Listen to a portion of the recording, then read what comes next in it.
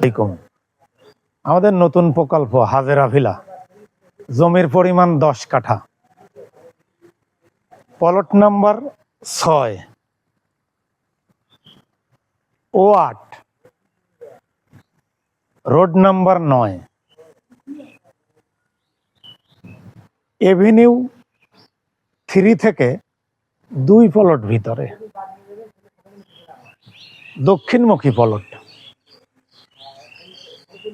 আমাদের প্লটের মুখোমুখি দক্ষিণে নির্মাণাধীন 10 তলা বিল্ডিং।